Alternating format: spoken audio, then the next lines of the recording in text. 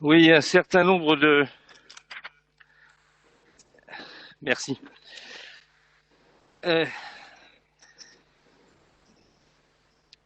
oui, cette motion, Monsieur le Président, bien sûr, est relative au problème de l'installation non voulue et non acceptée par les habitants et les élus des zones concernées. Aujourd'hui, d'ailleurs, ceci est une fracture supplémentaire pour la société française. Depuis bientôt 14 ans, un projet éolien mené aujourd'hui par Engie Green, société issue d'une fusion en 2016 entre Future Énergie et Maya Eolis, empoisonne la vie des communes situées dans l'ancien canton de Guiscard, aujourd'hui canton de Noyon. La société Maya Eolis avait obtenu en 2014 une autorisation préfectorale pour un parc éolien. Depuis, cet aménageur énergétique fait feu de tout bois pour accélérer l'implantation de 5 éoliennes au nord-est du département. Depuis 2008, les élus et la population des communes concernées sont opposés à cette opération. Ils ont multiplié les procédures afin d'y mettre un terme.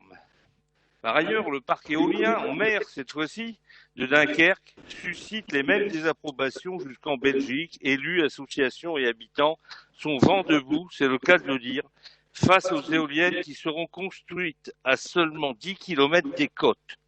Une plainte est envisagée par les autorités belges pour non-respect, entre autres, des usages intercontinentaux, internationaux et pour non-respect de sa souveraineté. Les incohérences administratives successives auxquelles se heurtent ces deux projets montrent une précipitation à faire avancer l'éolien. La ministre de la Transition énergétique a reconnu dernièrement à l'Assemblée nationale des erreurs dans l'implantation du parc éolien en mer Dieppe-le Tréport. Ces deux projets rencontrent une opposition forte de la population locale. Les conséquences désastreuses pour l'environnement et le non-sens du développement de ces énergies motivent notre soutien aux élus et habitants de ces deux territoires.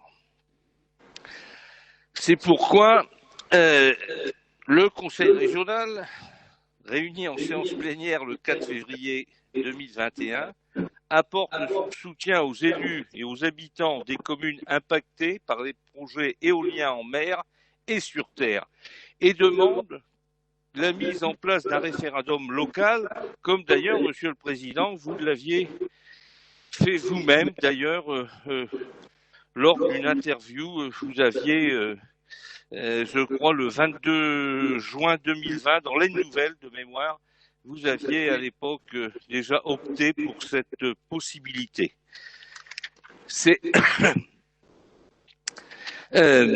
S'agissant donc de ce projet, voilà en gros ce que nous aimerions obtenir ici, un consensus hors parti politique, puisque c'est vrai qu'aujourd'hui, même vous êtes opposé, vous l'avez dit plusieurs fois, mais je crois que ce serait un signe donné à ceux qui aujourd'hui se battent. Et il y a d'autres endroits, hein, dans l'Orne, à Erquy, à Nauzé, à Safré du côté de Nantes. Ce serait tout de même assez intéressant que l'on puisse avoir une position et une motion réellement commune votée par l'ensemble du Conseil régional, Monsieur le Président. Merci. Je crois que pour l'explication de vote, ce sera Philippe Henry qui, quand vous lui donnerez la parole, s'exprimera, Monsieur le Président.